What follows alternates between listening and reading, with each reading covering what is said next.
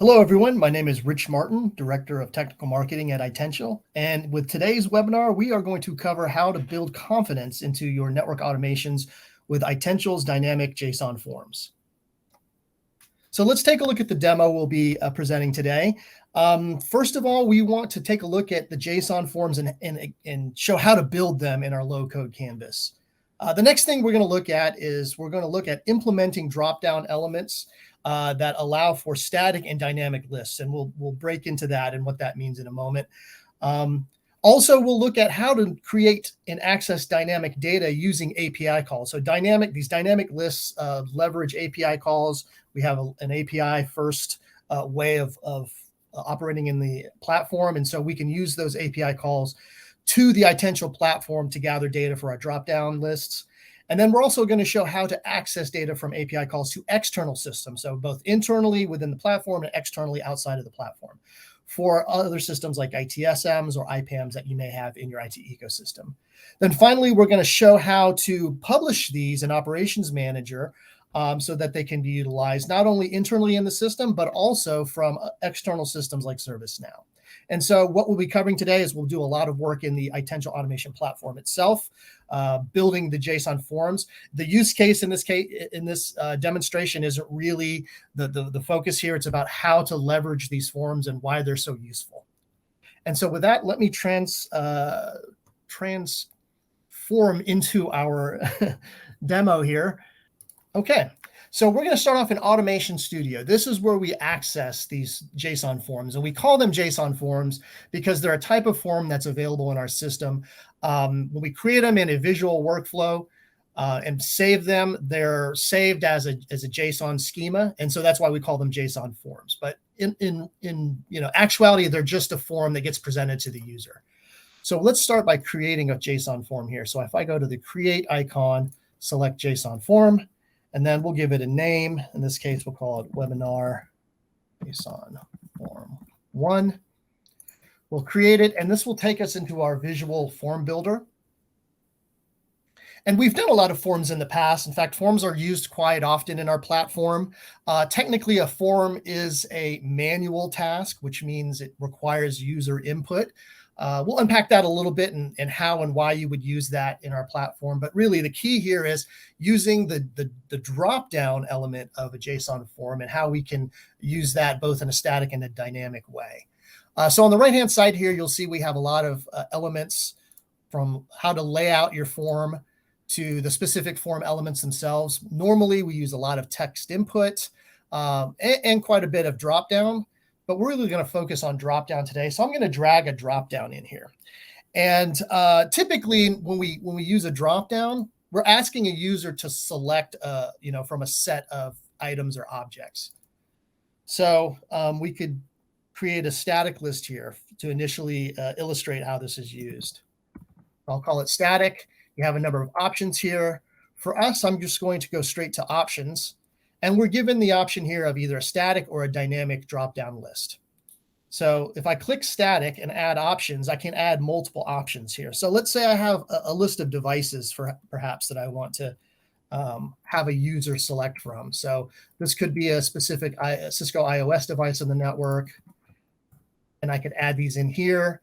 I can also define custom labels, which we're not going to utilize in this case. But basically, I'm just saying, hey, I'm going to create a drop-down. I'm just going to assign it statically, and it's going to give the selection of a couple of statically assigned devices in the network that we can operate on. So once that's saved, I can quickly preview here. And then this is the form view. So this would actually be something that would be presented to an end user.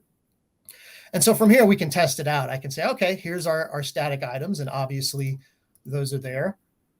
And then if I show the form data for what I selected, this shows me the backend JSON that's created for this particular item. So when this was actually run in a workflow, and somebody submits this would be the data set represented as a JSON object and passed along in a workflow.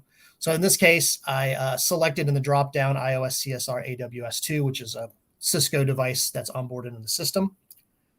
But a lot of times we want to build more confidence in this. And this is one way we can validate input Of course, every workflow that we create, especially as network engineers, we want to feel confident that, not only can we run it, but ultimately we want to provide enough checks and into the system at every level, perhaps even every task level, to ensure that we can publish this out and allow users outside of our own networking team or even networking domain to run these automations. And so one of the things that we can do here is create these guardrails through these drop downs. And then because it's represented as a JSON, it also provides some validation within the JSON itself to ensure that anything that's input is at least valid, is a valid input for that particular stage of the automation.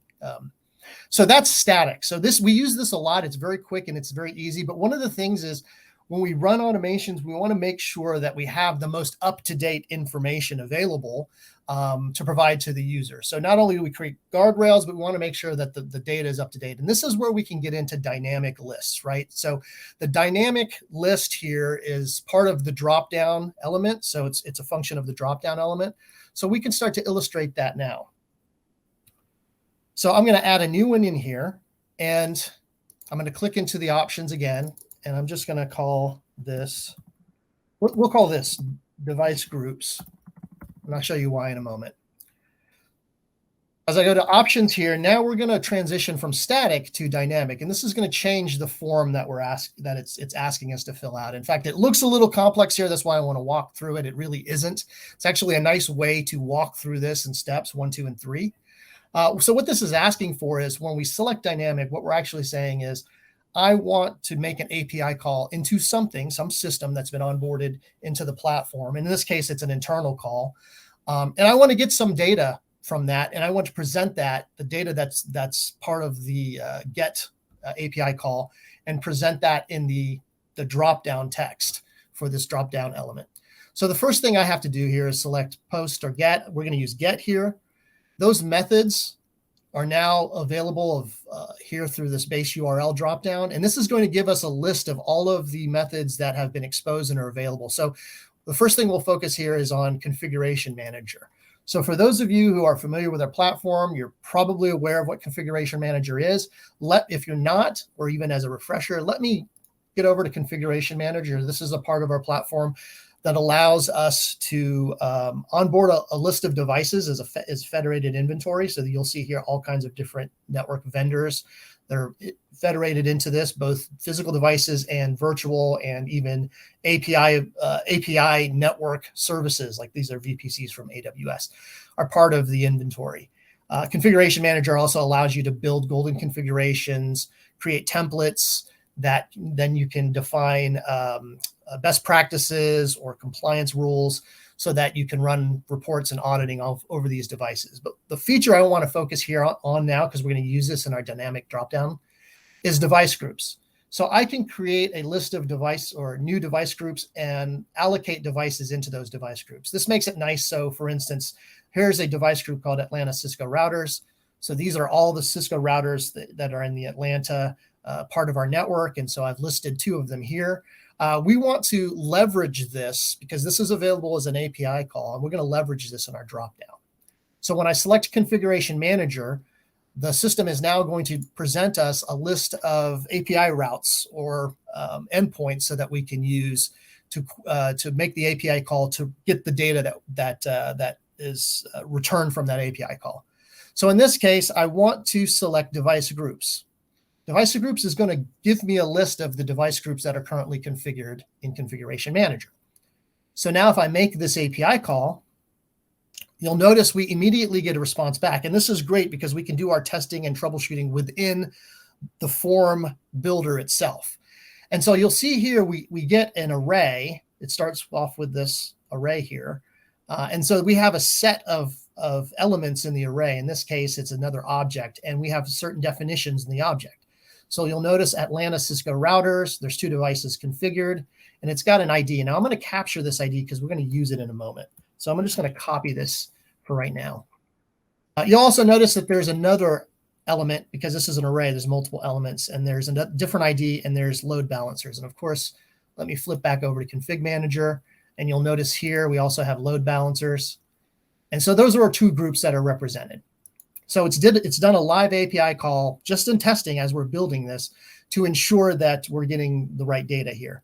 Now it takes us to step 2. So step 2 here, data mapping, it reads from the previous API call here.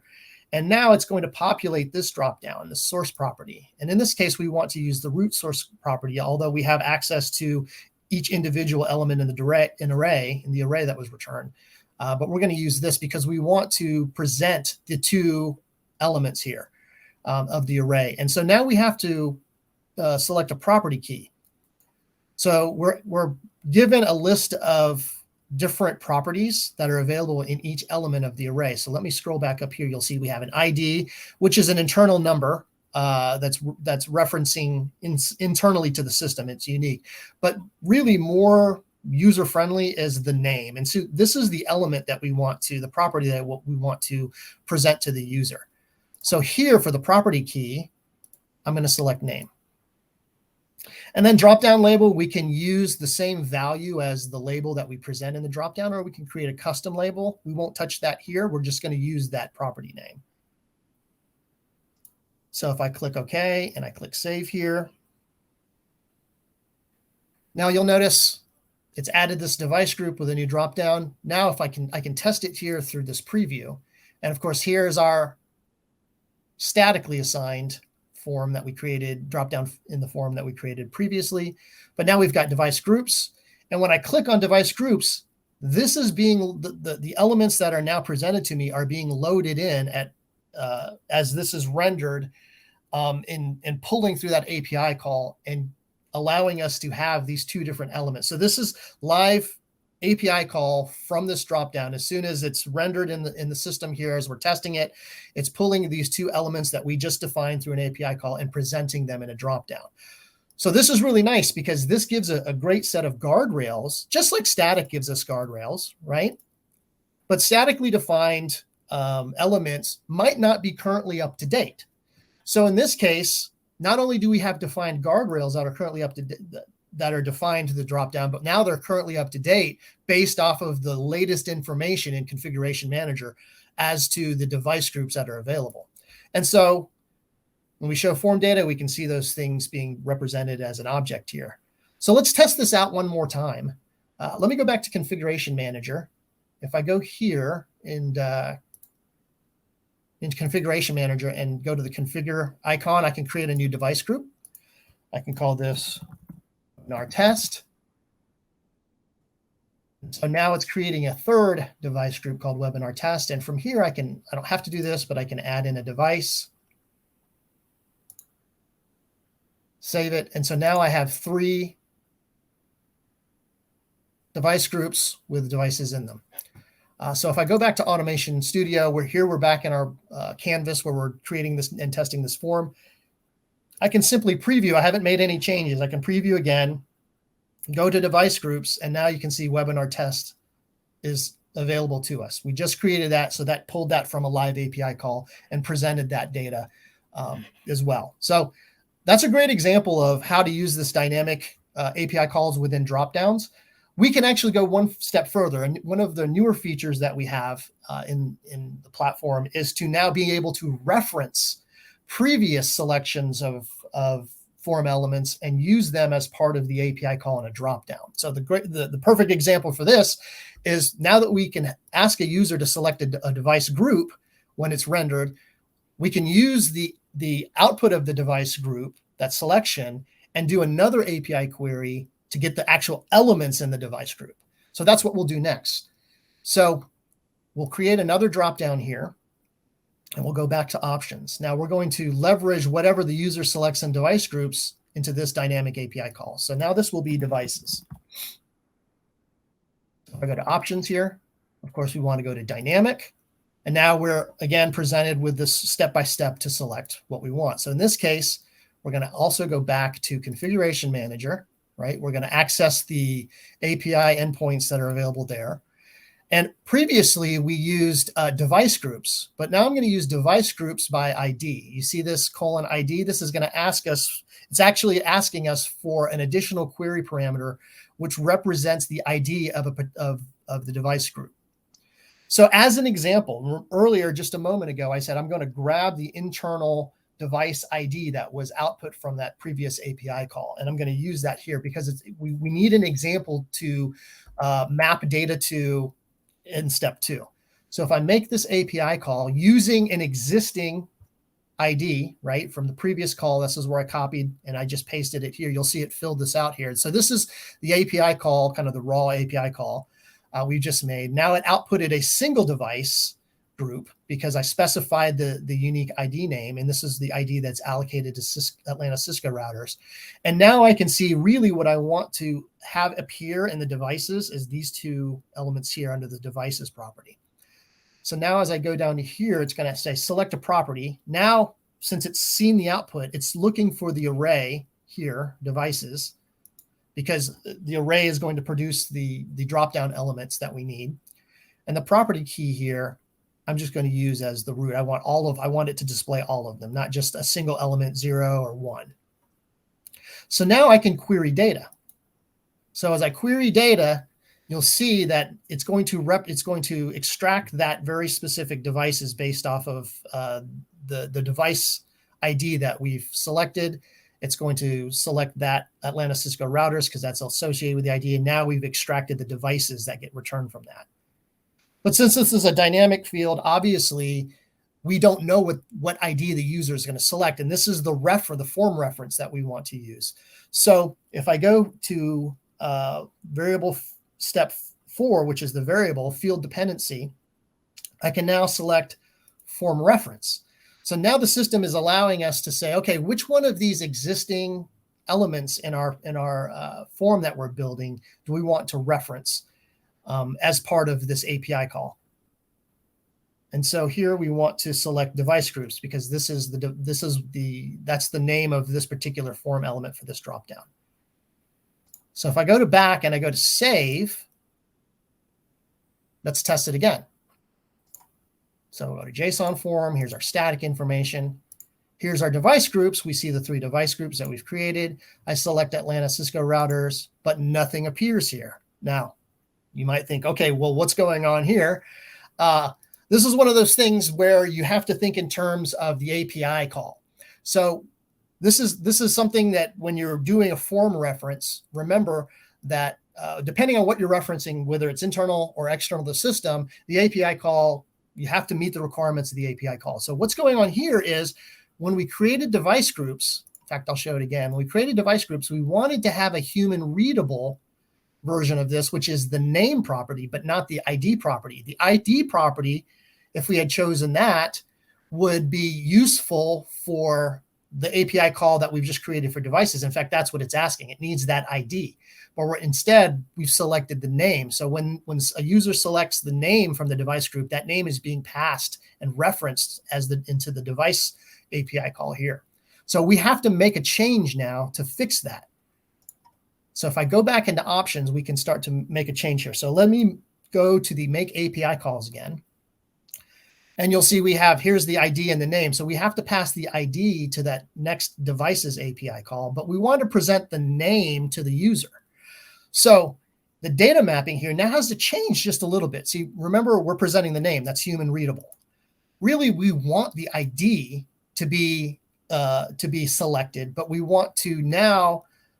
So if I query that, you'll see now we're getting the IDs. This is what the devices API call is needed, is for that one to succeed. That's why I didn't succeed last time. However, if I were to save this as is, when a user goes to device groups and selects dropdown, they're going to see these elements. And that makes no sense to them, right? So we need to now map that to a human readable label. And now this is what the dropdown label is about. So instead of using the existing value as a label, we want to use a custom label. And in this case, if we go back up to the beginning here, we look at our original data, the label that we want to allocate to the dropdown for device group to show to the user is name, but we want to save the ID as the actual data element to be referenced to the devices dropdown. So if I go into custom label and now select name, instead of showing this, it should show the name associated with this. So if I go back and save this, now if we look at this, we got our static entry. We've got our dynamic entry, and now it's pulling that. So not only do we have the ability to see the names and not the IDs because of that custom label mapping, the devices are also there as well. And of course, because of this being dynamic, it's dynamic in this call, it's dynamic in this call, referencing whatever we select here. So if I go back to Configuration Manager, let's go to Webinar, test again. Maybe we add another device here. Save it. If I go back to my form, and we see this new device is added. And of course, I can show form data. And now we actually see the underlying data that gets passed. Device groups, here's that ID, even though it represented that the data as the name, it's actually saving the data as the ID, which is needed because of the device's API call that we just created here. It requires that ID to be used in order to pull up the correct device list for that particular device group. So that's one way we can start to use these forms. That's statically and internal to the system. I want to create a new form now, and let's move forward to doing something outside of the system. So we'll call this, let's see, dynamic JSON Forms. I want to call it JSON Form 2. Right, so we'll create a new form here. In this case, we'll again use our examples as before, because they're really easy to start to build. And hopefully you can start to see how quickly you can iterate and test and build these dynamic interfaces, or even static ones, right? Because there are some cases where you may want to use a static dropdown, and that's absolutely fine, where data maybe doesn't change, or you want to have a tight control over, what is presented to the user, right? So we can have a static dropdown. And again, this could very well be, something, a list of devices that you want to, to present to the user and no more. So we don't really want to go to a dynamic list. So these are 3 devices that exist on this particular lab network. And so I can save that. So that's a static form, drop-down form entry. We've, again, show you dynamic. So in this case, it's dynamic in Itential. This is internal. So I go here, dynamic. We can select something a little bit different this time. So instead of config manager, maybe we go to, let's see, operations manager. And once we see that, then we can get a list of automations, let's say. We can test it here again, make an API call. Again, this is data inside of our platform. This is an API call on our platform. And so this is a list. We'll visit operations manager here in a moment, but this is a list of all of the automations that have been published that I have access to from this user account. Notice here again, the information that we're going to populate in our dropdown is going to be in an array. So we're going to pull from this data property. So as soon as I do an API call, the data mapping refreshes with this information, and it identifies data as an array, as a type of array, which is the data we need here. So if I do that, now I can select the property key. So I want name, that's human readable. So I can do name here. And I'm going to leave value as label because that's the human readable name. Again, this allows us to remap to a custom label, that custom label being another field here. So that gives us our dynamic and Itential. And then kind of the next one here is, let's do one more dropdown.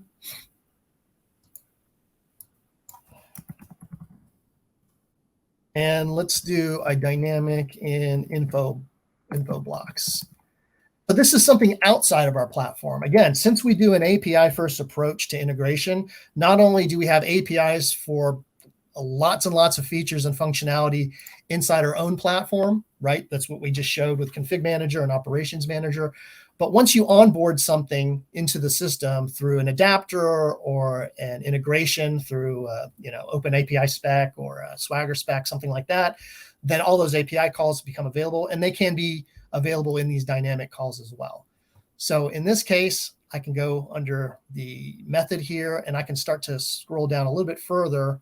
And we can also do a search, but you can see that there are now more external systems that are available because these have been onboarded into this platform. So if I select Infoblox, it's a very similar thing. I get a drop down here as soon as I select that of what's available to me. In this case, I'm just going to use get CNAME records. This should give us a list of configured CNAME, DNS CNAMEs that are in the system. So make API call, I click, and now I can visually see, aha, yep, I'm seeing a list. The response is an array because it's identified with the bracket symbol there. And this is what I want to key on. And in fact, I'm going to grab the property that I want to appear in my dropdown is the name itself. So I can see that from here. So now I go to my next step, your data mapping. I select the source, response, and then property key name. And again, I can keep the value as the label because that's human readable. Now, if I save this and preview it, then I have all three types of dynamic, or have all three types of dropdown. I can have static entries. I can have dynamic entry. So this is pulling all of the automations that have been published. And then I can select something from Infoblox that just got pulled in from there.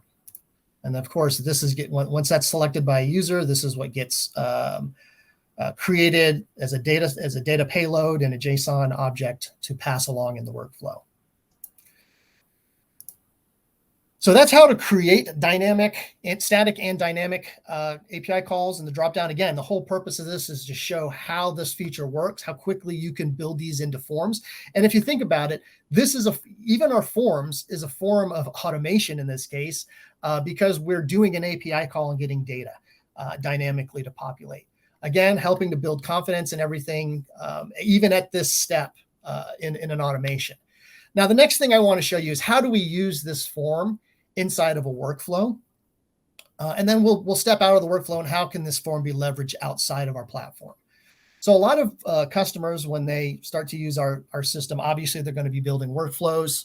I am now in Automation Studio. I've built a very rough example of a workflow. I have a single step, which is a stub, which is just a placeholder. I'm not really doing anything here. The whole point is, how do we leverage now this form in a workflow? So as you're testing, building your automation and testing, a lot of times it may be easy just to view the work, to display the workflow as a task and display the form as a task in a workflow. And in order to do that, we can do search for JSON Forms. So under JSON Forms, which is an area here, we have tasks that are available to us. I can do show JSON form. This will show the JSON form as a step in the workflow. You'll notice that this task or this step in the workflow is blue. Blue in our canvas means it's a manual step. We have a couple of different versions of manual steps. Obviously, when you present a form to the user, you're asking the user to input data from the form. So that just clearly is a manual step. Normally, you want to see over time, maybe as you're starting to build your automations, you've got some manual steps in there to kind of halt or pause the workflow. Maybe if something goes wrong in a workflow, you have a manual step so you can get human intervention.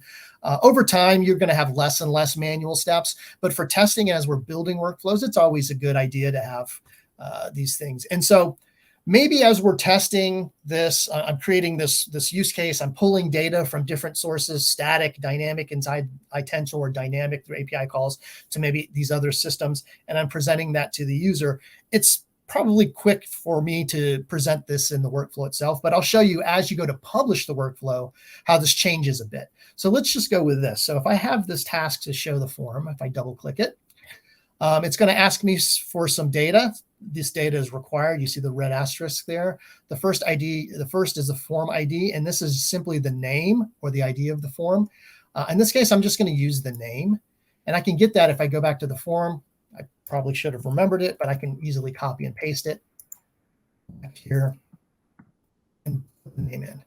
For the instance data, what this is asking me is for any kind of default value. So I can give it an object, a JSON formatted object that defines any kind of default values that I want to give for the form. In this case, I don't want to give any default values, so I can give it an empty object, which is represented by these open and closed curly braces.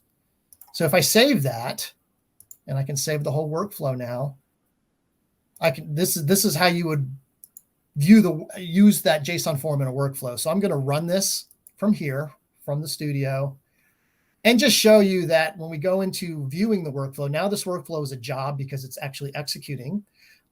This is a manual task, so the form stops and it's going to present this data to me. And actually, I have to work the form here because it's a manual task. And when I work the form, it's going to render this form and it's going to display it to me. And again, here's our static entries. Here's our dynamic entries, pulling dynamically from the list of automations on Itential.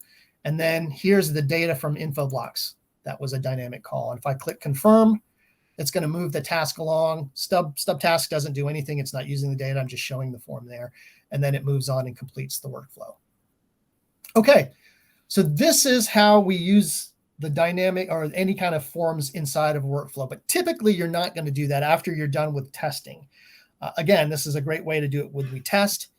But when you publish the workflow, you're not going to render that the form here as part of a task. We're going to do that as part of publishing the workflow.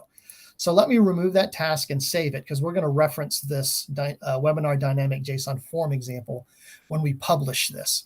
So let me go back into Operations Manager. And again, in Operations Manager, it has two functions. One is to expose and publish automations, and then also job management. I just showed you job management when we ran that from the Automation Studio and tested it.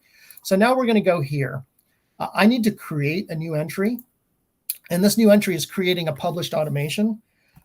So let me call this Dynamic JSON Forms Webinar. Name. So I'll create it. Now it's asking us for, next step is, what's the workflow we want to reference? So our, excuse me, our workflow that we want to reference was the one I showed you. It's just that single stub task without the manual show JSON forms task. Remember, we deleted that. But I want to reference that as the workflow because this is the workflow that's going to be run when this is executed. Now I have to define a trigger. In this case, we have several different types of triggers. I'm only going to use the manual trigger for this example. So I'm going to give it the name manual, and I'm going to select the manual trigger. Of course, we have different trigger types. We can create an API endpoint, events, manual, or schedule a particular workflow to run at a particular time. I'm going to use manual for this example. And the next thing that it asks us for once I select manual is what's the form we want to associate with this? So of course, we want to associate the form we've created, and this is dynamic JSON form 2.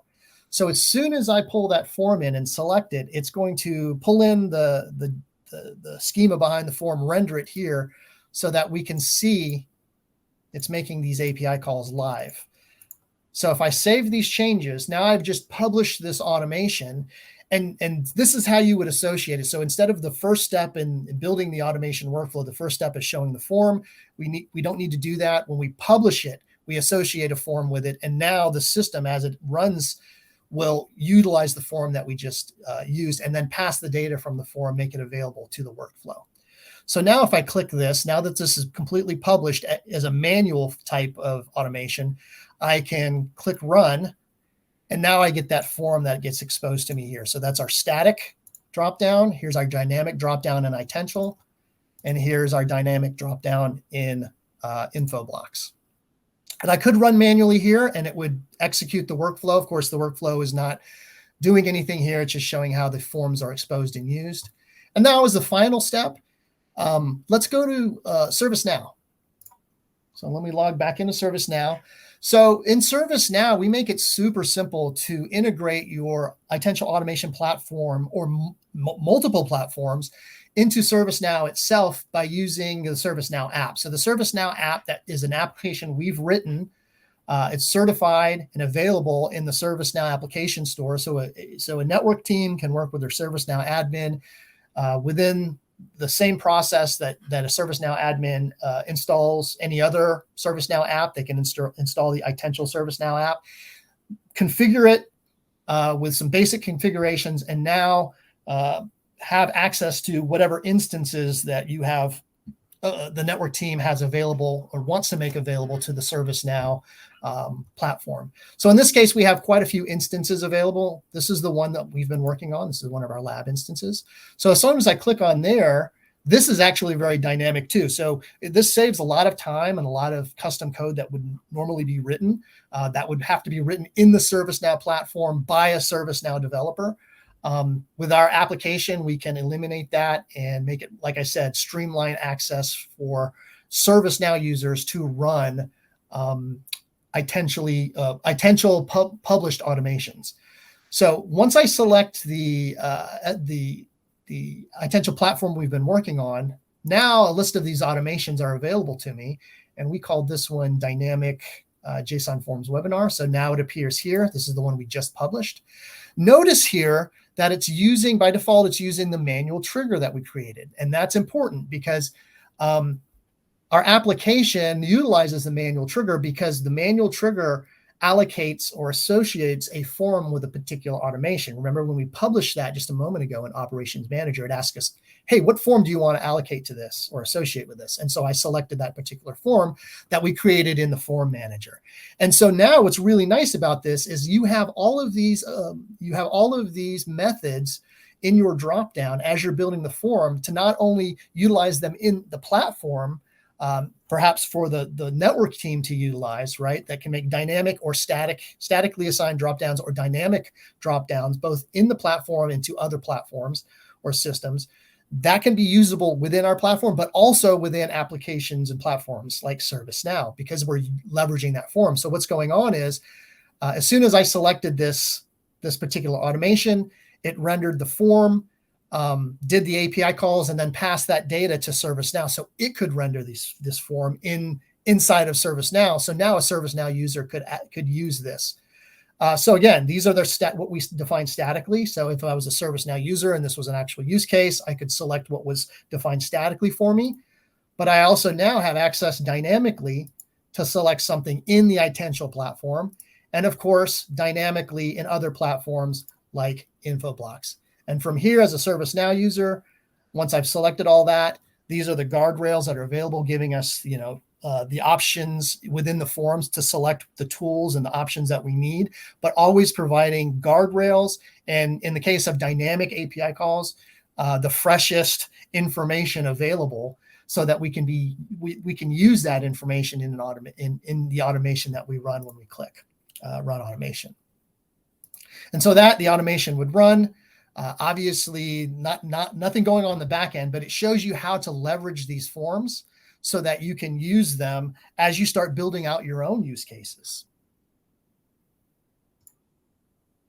And so with that, I would like to say thank you very much for your time. And hopefully this helped you understand how to use these really unique and special features on our platform for something maybe as simple as forms to a user, how they can actually be very dynamic and used in very, very creative ways to present data to the user, and not just use them inside of our own system with Itential system, but also how these can actually be exposed and be very, very useful for systems like ServiceNow and other applications and platforms as well. Thank you very much for your time, and I hope you have a great day.